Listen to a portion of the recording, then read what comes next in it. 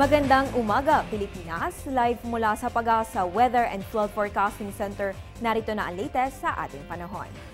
Naku, ngayong Holiday Friday, dalawang weather disturbance ang ating minomonitor. Unahin natin itong low pressure area na nasa loob ng Philippine Area of Responsibility na binabantayan natin mga nakaraang araw pa. No? Ayon po sa Pag-asa na mata nito sa may bandang Cuyo, Palawan at nakapaloob pa rin po ito sa umiiral na Intertropical Convergence Zone. Punta naman tayo dito sa may eastern side o silangang bahagi ng Pilipinas. Ang low pressure area na minomonitor natin sa bandang Micronesia kahapon ay naging ganap na bagyo na at ito nga ay tinatawag na natin ngayon si Bagyong Labuyo. Malapit na sa ating area of responsibility dito sa ating Parline naturang bagyo. Sa ngayon inaantay po natin ang update na inilalabas ng Pag-asa kaugnay ng mga nabanggit na weather disturbances.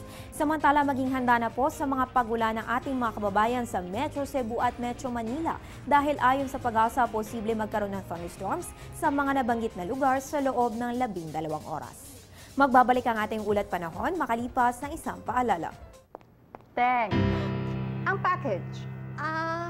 Ma'am, sabi ng Air 21 on the road na.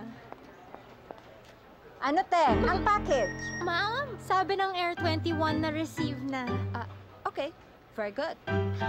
Basta padala, sagot ka ng Air 21. May real-time delivery updates via text para worry-free ka. Teng, ang package, napadala mo na? Yes, ma'am. Sa Air 21. Sa Air 21, sagot ko, padala mo!